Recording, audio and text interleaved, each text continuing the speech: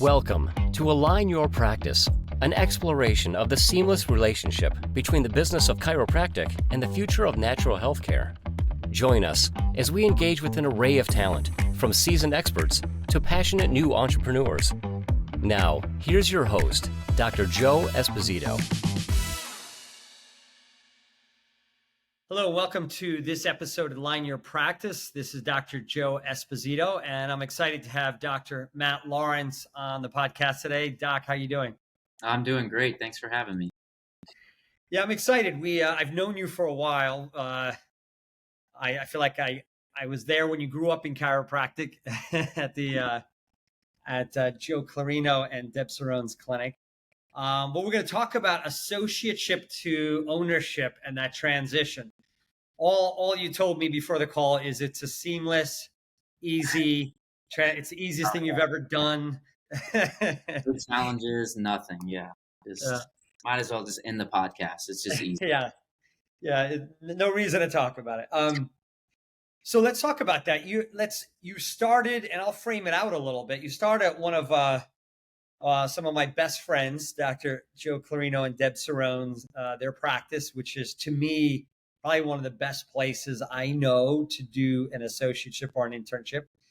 And then you opened through a world pandemic, COVID, and that you can't prepare for that. So let's go back to your associateship and inside of AlignLife Clinic, the systems, the structure. How did that feel, and the framing out, the foundation of what you built? Just start at that. Yeah. So end of school, the peak internship at Life University, I did it at Sugar Hill with Dr. Joe and Dr. Deb. And, I saw Dr. Joe talk at one of the classes before we did peak, and I was just amazed with it. I went out and saw the clinic. It's about a 45-minute to an hour drive to the clinic. So you really have to dedicate yourself. Like, if you're going to be going there every single day, you got to love it. And I was blown away with the systems and the patient interaction, the energy in the office, the flow. Like, it was a no-brainer once I got out there that's what I wanted to do. So I did my internship there 6 months, and then they offered me an associate position at the end of my internship, which, I definitely wanted to do it. And the whole goal was Dr. Joe Clarino was getting into coaching with AlignLife, and I got to experience a seminar with AlignLife, and I knew that's what I wanted to do. And this was a great way to continue to learn and grow and be in an amazing environment with great doctors and good experience, all with the goal of opening my own office, which I opened with my fiance, Marian. That was always the goal, and we just wanted to learn from the best. And so we started out there, and I was there as a associate for 2 years.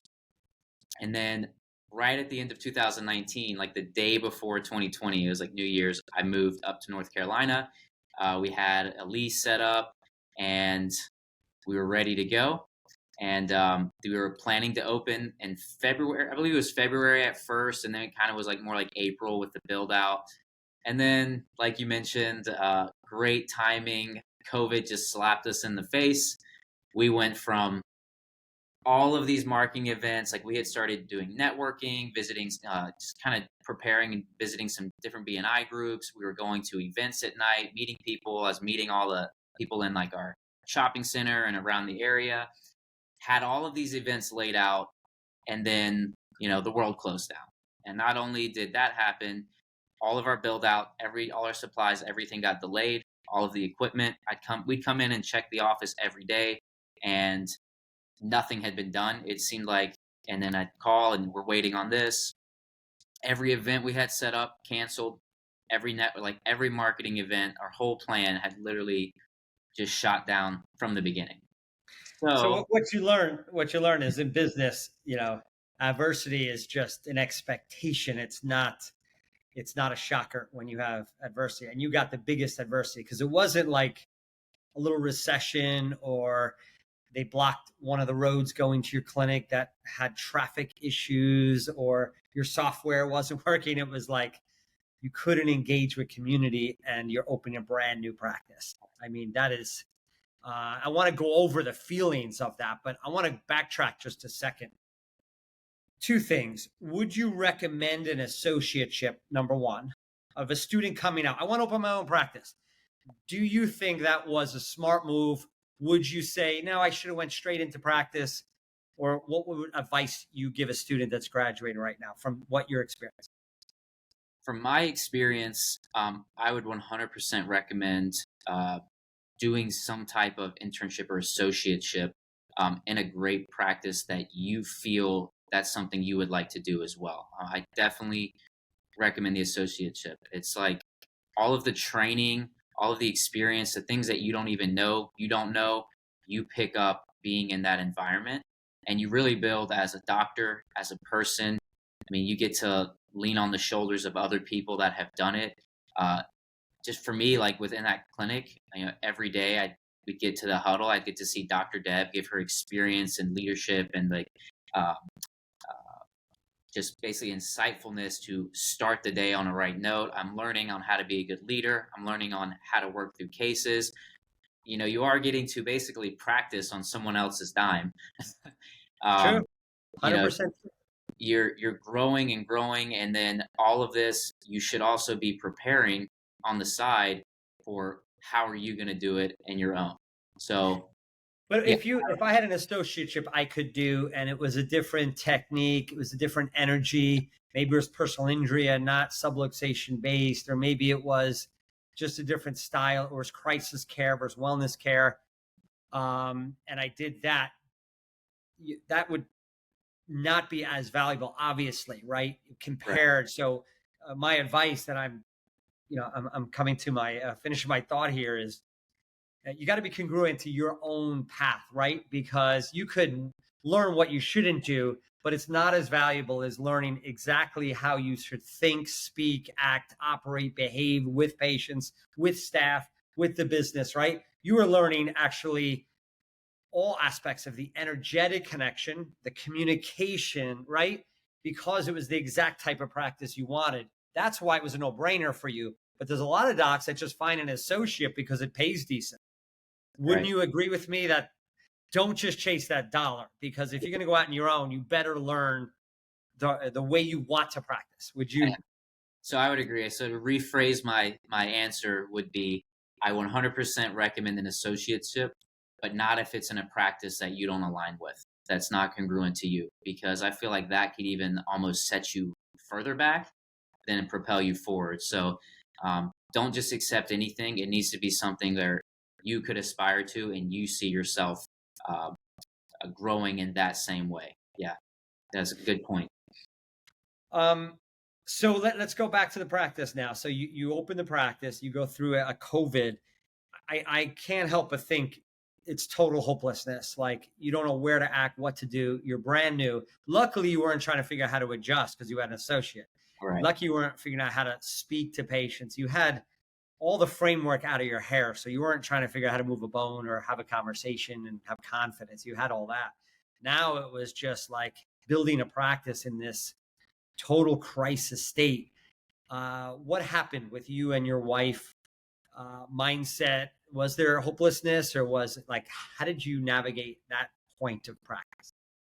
Yeah, spot on. Like we had the systems in place. Wasn't like we needed more system training. We had the adjustments down. It was mindset.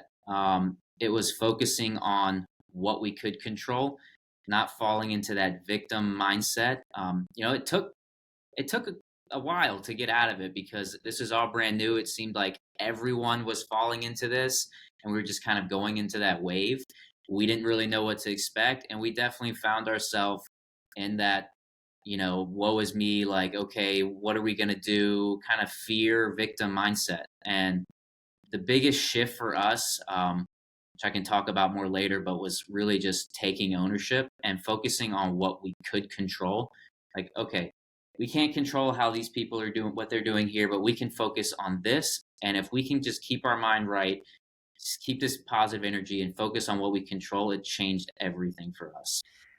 It's interesting because a lot of the podcasts I'm doing, they always end up resonating, not just my own regard, but the guest. it's going back to mindset. It seems like the energy and the consciousness of the groups of people that I'm surrounding myself with is such a self-awareness around mindset, because you brought it up on your own right, but it's where this podcast has been moving. So it wasn't new systems. AlignLife gave you systems. Joe and Deb gave you systems. You had that. It was just a mindset. But my question to you was, you were in that frustrated state, in the victim state, which I want to break down a little. But was it a conversation with somebody, Joe or Deb? Was it a patient interaction? Was it a boom mindset change? Or was it something you had to continually work on with your wife and then start to see, you know what, I'm getting a positive response from this new mindset and we're growing? Or how did that, sometimes it is boom, an adversity where you flip. And sometimes it's like you have to work at it. Like you literally have to work at it and see the mindset help. How was it for you and Miriam? Yeah, so it wasn't instantaneous at all. I think it was a combination of a lot of things. It was the coaching we had with our coaches that we met with every week, the doctors we spoke with in AlignLife that, they were in a plateau and changed their mindset and all of a sudden they were growing. So it just seemed like everybody that we were talking to, we were looking for this like golden ticket of like, okay, Yeah. what did you do to grow? Because we're stuck here. Okay, now we're stuck here. What did you do to grow? And they would always say mindset. And it was just like, okay, yeah, I got the mindset. I get it. All right. But what else can I do? And then any time that we would get to the point where it just seemed like we were stuck.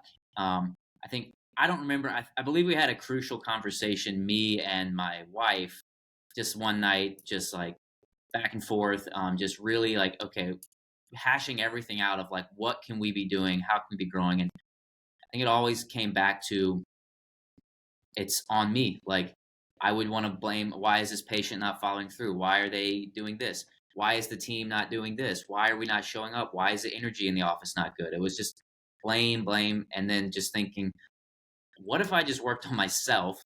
I change what I'm doing, focus on what I can control, back to that. And once I started working on myself and just saying all of these things around me are probably a reflection of what I'm doing. So if I change that, well, guess what happened? We started to grow, we broke through a plateau. And then anytime we'd hit another, it's like, okay, back to the drawing board.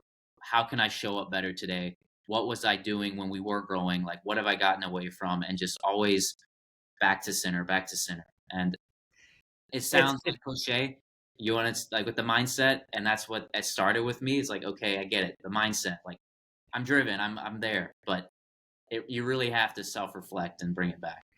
Well, when we really break it down, mindset is in a sense consciousness, and consciousness is the way you navigate through your external world, and it's the lens at which you see the world is the consciousness. So it's like if you see the world through victimhood, that basically means your brain is processing interactions and your outcomes are simply an effect of an external influence. Think about that. So it's like your brain is processing, I'm struggling financially because of my external environment. My relationship is not as good because it's my spouse's fault. My patients are not staying because they have the wrong mindset. Our collections isn't good because the economy. Everything in the mind, when you collect an adversity and you shift it and pass it on to something else, you just take it from your brain and shove it to the economy. It's my wife's fault. It's my patient's fault. It's my this fault. You're disempowered. And what people don't realize about the victimhood is it feels good to be a victim because you let go of the problems. But Right. what you don't realize is victimhood makes you powerless because you have no control. You're an effect of an external influence. So to flip victimhood, what you did through mindset, and again, you're right, it's a cliche. Oh, mindfulness, mindset. It's like, yeah, let's get on. Give me a new marketing thing. It's what we all want. Give me the secret in a cave that some consultant said we should do. Well, realize that when you took ownership and said, that patient left because of the way my energy or my communication or my compassion or whatever it is, you found something you could work on. And that's empowerment. So when we're frustrated, it's because the gap between our current reality and where we want to go, we don't know the pathway to get there. That's burnout. That's frustration. You have probably the same stress as much or more than when you had all this mindset frustration. But I bet you're more energetic, you're more inspired, and you enjoy your day better because you have momentous growth. But Hmm. it's not like you eliminated stress, right? Would you agree with that? Hey, you're always going to have stress. I mean, being an owner, like from associate to owner, something I'd go home and, I'd leave work at home. You're an owner, you bring it with you all the time. So there's always some level of stress, but how you handle it definitely changes once you make that shift. And it doesn't weigh down on you as much. I'm less in a state of frustration and more of just, okay, this is happening. How can I improve it? Like, what do I need to do to take ownership of it and to overcome the hurdle? And just knowing, like, the more you grow, the more stress, probably more problems, but I think you'll have a better way of handling it. So it almost seems like the burden is lower, if that makes sense. Yes, it does. And when you're in victimhood and you're a blamer, usually you're in crisis financially, you're in crisis with the practice. And usually when you're in victimhood, you're trying to solve, like, paying rent today. What am I going to do today? Today, it's like current crisis. Have you noticed with the better mindset, you're forecasting the month or the quarter, or you're not living in the crisis of today or yesterday, but you're actually planning for the future? Did you notice that as well when you changed the mindset? Yeah, we definitely noticed that. I think that was one of the big reasons that helped us push over that plateau. We changed our mindset. We noticed when we actually planned, which we're going to talk about in the next podcast, but sitting down and really planning those goals and thinking ahead. When you don't have that lack or that fear mindset, it's easier to set those goals because at first when we didn't break through the mindset and we went to goal set, it was always in the back of your mind, like, what if we don't hit this? Things aren't going right. And once we change that, it's no, what are we going to do to make it happen? And we would reverse engineer it and we would meet our goals. So, yeah. That's what I want listeners or viewers to grasp, is that when you change mindset, it changes your language and it changes the way you operate. So when you change the mindset, you go from scarcity to abundance, where you see abundance. You see people suffering everywhere. You see people in need. You're not trying to get patients. You're not trying to, like, grab them and work hard. You're just trying to serve people in need. So you go from scarcity to abundance. You go from crisis to planning, right? It just changes the way your operating system in your brain is and the language that you use. And I like the discussion we're going to have. You agreed to do another podcast, and we're going to talk about, opening business with a spouse, two chiropractors. I mean, that's a double-edged sword. That could be the greatest thing, the worst thing. It depends on the way you navigate this entity, this energy between your intimate personal relationship and your business relationship. And you had some of the best mentors in the field of chiropractic, which I'm excited for you to talk about on the next podcast. But that's to end this podcast, I think you'd agree with me that in a small business, your relationship is good, the business is good. Your relationship is bad, the business is bad. So our mindset in our personal life, finance, family, kids, parents, whatever it is a mindset that carries through, which you probably agree with that, right? Oh, yeah. So I'm glad we're doing that topic because I'll dive deeper into it. But definitely the reflection of what's going on, if you carry it with you, it's going to roll over into your regular life. It's going to roll over into your job. It's going to roll over into what the patients may even catch on to it or notice it. So back to, like, when you pick your associateship, is you got to find someone that's congruent with you. I knew it was a husband-wife team, and that was our goal, to be there. So why not learn from one of the best in the business, to try to emulate them and learn, what hurdles did they have? How did they jump through it? And then try to implement that in our business. So yeah, definitely. So to close up, Matt, you're over the hump of opening. You're starting to scale. Things are moving faster. You're ready to hire more staff. You're now looking forward at the vision of where this practice is going. It's moving now. So what do you see 36 months from now? Is it another doctor? Is it another clinic? Is it the same clinic, more volume? Is there work-life balance? I know you have a young family. What do you see? What does 36 months look like from today? Do you have that vision or no? yet? We have it. Okay. Our vision is keeping this practice, keeping this clinic going, opening a second clinic, hiring more staff here, hiring another doctor here, getting that second clinic going on a different area of town that we know we can reach some people over there. There's a big need. And at this point, we're still thinking of like, okay, are we going to kind of bounce between the clinics where like I spend a day here and a day there and then have like the main docs at each one? Like, we're still playing with that, but the vision right now is a second clinic, keeping the one we have. We have a great establishment where we're at now. We've got good retention, getting well known in this area for health and wellness. So just expanding, opening another practice, dialing in our teams, spending time training both offices, bringing them together where we can go to trainings together and we can dedicate weekends to just grow. But that's our vision right now, is another office. And it's great because when you're training doctors, you're improving and you get mastery. Training is the best, as you could learn from your mentor, Dr. Joe, Dr. Deb. When you train, you get mastery. This is in front of me every day to teach us to learn. I don't know if you can see it that way, but to teach us to learn twice.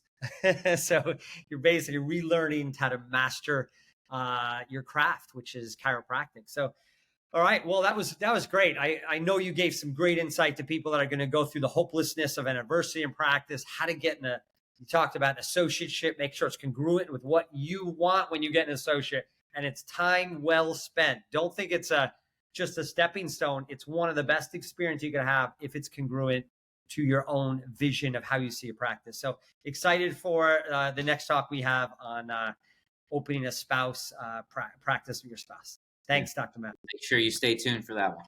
Yes. This episode was brought to you by AlignLife Chiropractic and Natural Health Centers. If you're interested in creating your dream practice or want to know more about AlignLife, go to AlignLifePodcast.com.